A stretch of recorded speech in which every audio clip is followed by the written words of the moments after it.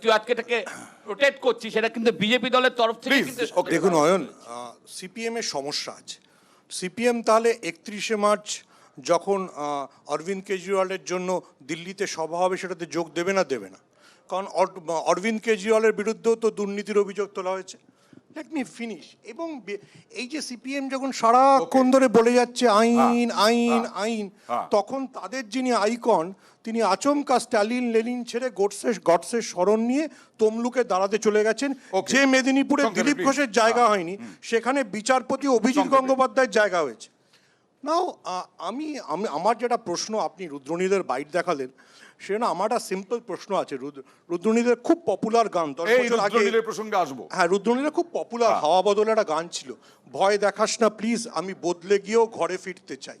রুদ্রনীল ঘোষ এই মুহূর্তে আমাদের সঙ্গে আছেন। রুদ্রনীল সত্যি দীর্ঘদিন বিজেপি করেছেন, বিজেপি করার পরেও বিজেপি করেছেন শুধু না, আপনি কালচারাল একটা হর্তাকর্তা বিজেপির। শুধু তাই নয়, আপনাকে রাস্তাঘাটে মাঝে মধ্যেই আন্দোলনে দেখা গেছে, তারপরেও টিকিট পেলেন না। মনটা খারাপ?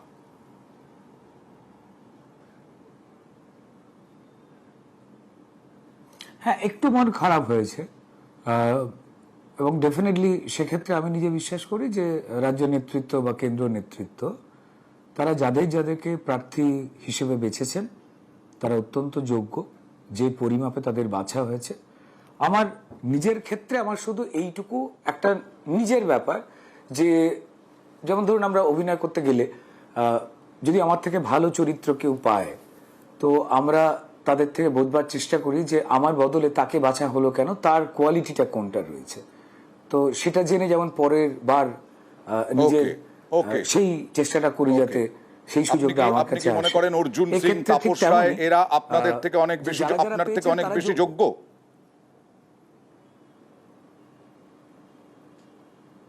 হ্যাঁ, অর্জুন সিং, তাপস রায় ডেফিনেটলি তারা রাজনৈতিকভাবে যথেষ্ট রকম ম্যাচিওর্ড এবং অভিজ্ঞ তারা ব্যক্তিত্ব। তাদের সঙ্গে আমি তো আমার তুলনা করব না। আমরা এখানে যারাই রয়েছেন, রেসপেক্টেড প্রত্যেকেই যারা রয়েছেন, যে দলেরই মানুষ হন না কেন, আমি যদি সিপিএম এর সমালোচনা করতে যাই, সেখানে আমি নিশ্চয়ই কখনো বিমানবাবু বা সুজনবাবু তাদের আমি যাতা তো বলতে পারবো না, তাদের অভিজ্ঞতার কথাটা তো খারাপ বলে বলতে পারবো না। ঠিক তেমনি অন্যান্য দলেও যারা রয়েছেন তৃণমূলে, তাদের যদি রুদ্রনীল অভিজ্ঞতার জায়গাটা থেকে খারাপ না প্রচন্ড রাগ হয়েছে বলুন তো? না হলে টিকিট না পেয়ে এখনো 4টে আসনে এখনো প্রার্থী ঘোষণা বাকি, আপনি হোয়াটসঅ্যাপ গ্রুপ ছেড়ে দিলেন, আপনি সংবাদ মাধ্যমে এই ক্ষোভের কথা বলছেন, আপনি বিভিন্ন সংবাদ মাধ্যমে সকাল থেকে দেখছি। রাগ হয়েছে কিনা প্রচন্ড? না, আমার রাগ হয়নি। প্রথমত তো হচ্ছে যে আমি যে কাজ করছি দায়িত্ব নিয়ে সেই কাজগুলোই করে যাচ্ছি। কিন্তু দেখুন, এটা খুব স্বাভাবিক বস্তু, সেটা হচ্ছে যে আমাকে আমার হাওড়া বাড়ি, সেখান থেকে শিবপুর থেকে তুলে নিয়ে এসে ভবানীপুরের মতো তৃণমূলের গড়, যেটা খুব কঠিন জায়গা, সেখানে ইঞ্চিতে ইঞ্চিতে তৃণমূলের নেতা মন্ত্রী সমস্ত লোকজন থাকে, অটুট দুর্গ, এবং সেখানে তো আমাকে লড়াই করবার জন্য নামানো হয়। এবং আপনারা নিজেরাও দেখেছেন যে আমি 3বার আক্রান্ত হয়েছি, প্রায় মারা যেতেই পারতাম, এবং ইলেকশনের পরে। কিন্তু তার মাঝখানে আমি যে ভোটটা পেয়েছি সেটা কিন্তু খুব একটা কম নয়। অর্থাৎ দল আমাকে বিশ্বাস করে যে দায়িত্ব দিয়েছে। আপনি চেয়েছিলেন লোকসভায় হাওড়া প্রার্থী হতে? আমরা বাকি যারা সহযোদ্ধারা ওখানে ডেফিনেটলি, মানে দেখুন, হাওড়া বা ধরুন কয়েকটা জায়গা আছে যার সঙ্গে আমার খুব ইমোশনাল অ্যাটাচমেন্ট রয়েছে, হয় না? কিন্তু দল তো সেই ইমোশনাল অ্যাটাচমেন্টে চলে না আমাদের। তারা পরিষ্কার নির্দিষ্ট পরিমাপে তাদের যে কোনো প্রার্থী তারা যদি মনে করেন এই জায়গায় দাঁড়াবে তার এই কারণের জন্য, সেটা দলের একান্ত ব্যাপার। দল যদি টিকিট নাও দেয় সেটাও দলের ব্যাপার। আমার সেখানে কোনো আপত্তি নেই, কোনো কিছুই নেই। যারা প্রার্থী হয়েছেন তারা অত্যন্ত যোগ্য। বা এই ধরুন যে বাকি 4টে সিট ঘোষণা বাকি আছে, সেখানে যারা প্রার্থী হবেন আমি নিজেও এটা বিশ্বাস করি যে তারা যোগ্যরাই হবেন, এবং রাজ্য নেতৃত্ব, কেন্দ্র নেতৃত্ব সেইভাবেই অত্যন্ত সুনিপুণভাবে তারা মূল্যায়ন করবে। এরকমটা মনে করছেন? আপনি তো ফেসবুক থেকে আরম্ভ করে সোশ্যাল মিডিয়ায় ব্যাপক সরব হয়েছেন তৃণমূলের বিরুদ্ধে। আমরা একটু দেখাবো, আপনি একটু দেখুন, দেখি একটু দর্শকদেরকে। নমস্কার নমস্কার নমস্কার নমস্কার। কাল 10ই মার্চ, বড়ই আনন্দের দিন। ছোট বড় সব চোরেরা ব্রিগেডে অদ্ভুত এক সিন। আর এই সুরেই আপনাকে কিভাবে কটাক্ষ করেছেন কুণাল ঘোষ সেটা একবার দেখুন। রুদ্রনীলের কবিতা গেল হোঁচট খাইয়া, গাছে তুলে ওরা নিল মইটি কাড়িয়া।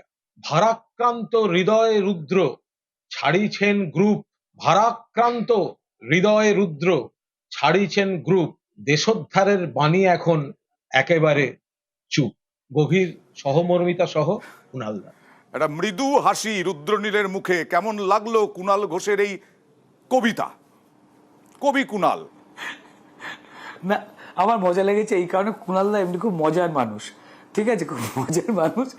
কুণালদা আমার এই কবিতাকে কাউন্টার করতে, শুধু কুণালদা নয়, তৃণমূলের আরো যারা রয়েছেন তারা কাউন্টার করতে গিয়ে মাঝে মাঝে এমন এমন কিছু লিখেছিলেন যেগুলো কবিতার কয়ের পর্যায়ে পড়তো না, কিন্তু অন্তত এই ক্ষেত্রে আমি এই কবিতাটাকে নিয়ে বলবো যে এর মধ্যেও কিন্তু অন্তত আগের থেকে অনেক বেশি পরিণত এবং ইন্টারেস্টিং। আচ্ছা, আমি আমার একটা শেষ প্রশ্ন, সাহিত্যের ভাষা। আচ্ছা, আপনি তো দীর্ঘদিন রাজনীতি করছেন না, কিন্তু টিকিট সর্বস্ব কি রাজনৈতিক জীবন আপনার? টিকিট পেলেন না বলেই হোয়াটসঅ্যাপ গ্রুপ ছেড়ে দিলেন, টিকিট পেলেন না বলেই হতাশা, ক্ষোভ, রাগ, অভিমান?